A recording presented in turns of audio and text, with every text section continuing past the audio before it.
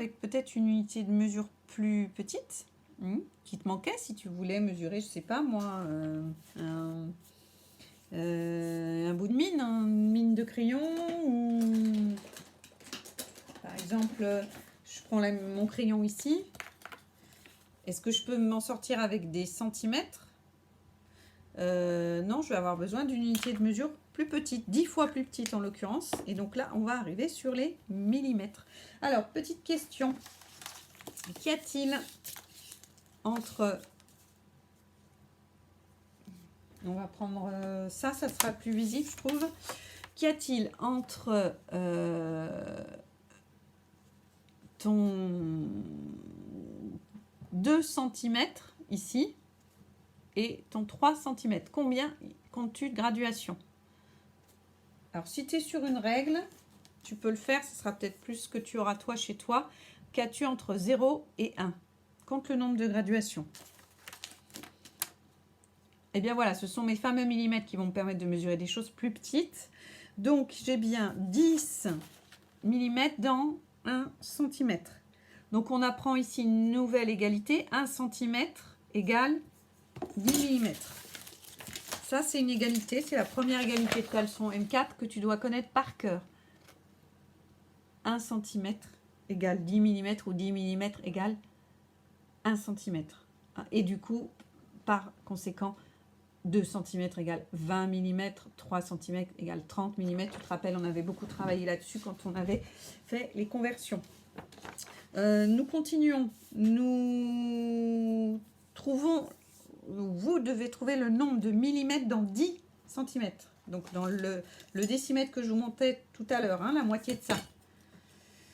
Là, combien est-ce que j'ai entre ça, la partie entre mes doigts, main droite, main gauche, combien est-ce que j'ai de millimètres? Alors, comptez de 10 en 10, puisque vous savez que là, vous en avez dit 10. Donc, 10 plus 10, plus 10, plus 10, plus 10, plus 10, plus 10, plus 10, plus 10, plus 10. Je l'ai fait 10 fois, en l'occurrence. Donc, normalement, vous les avez additionnés ou vous avez pu aussi faire une multiplication. Faire 10 fois 10, ça, vous savez le faire.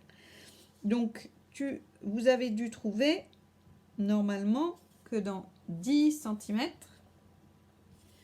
j'avais 100 mm.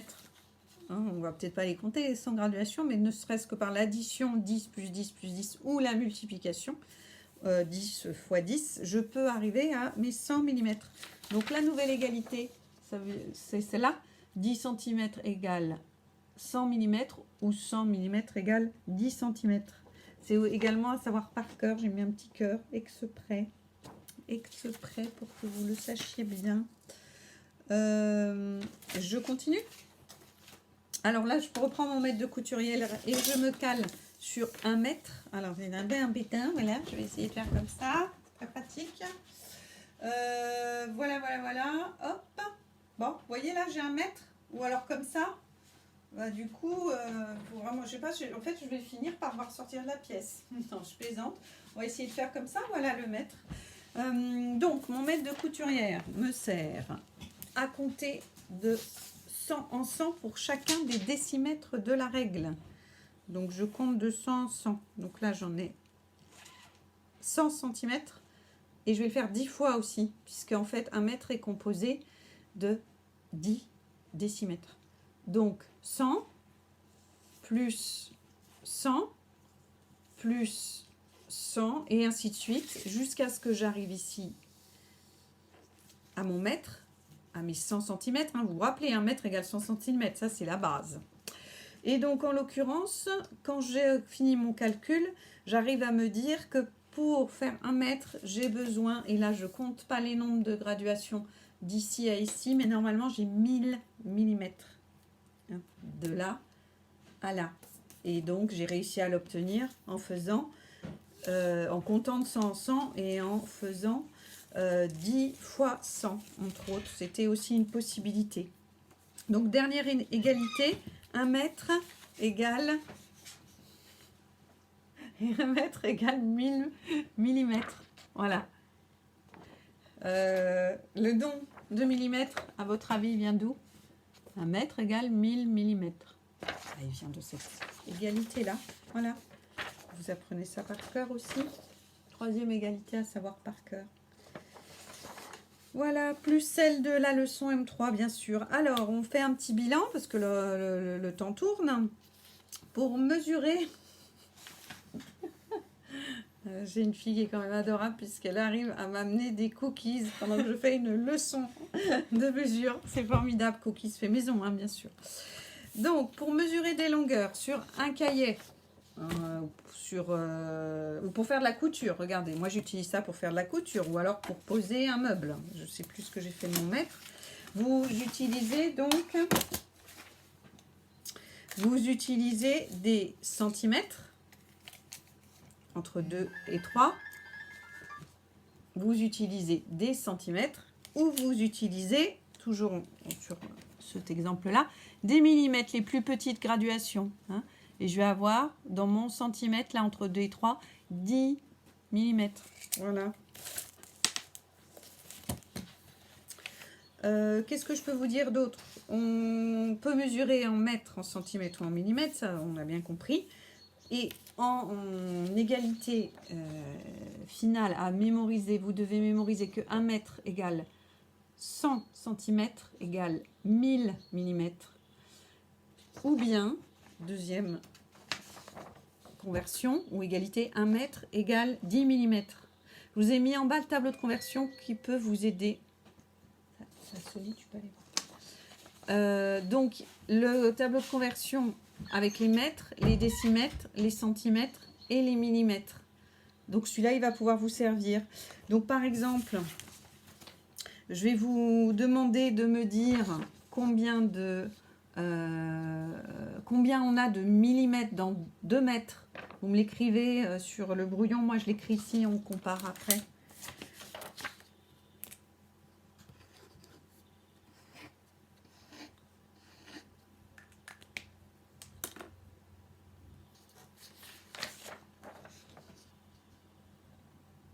Donc, j'arrive à la conclusion que si j'ai 2 mètres et que je remplis mon tableau de conversion en allant jusqu'à l'unité qui m'intéresse, puisque je voulais savoir combien ça faisait de millimètres, j'en ai 2000. Dans 2 mètres, j'ai 2000 millimètres.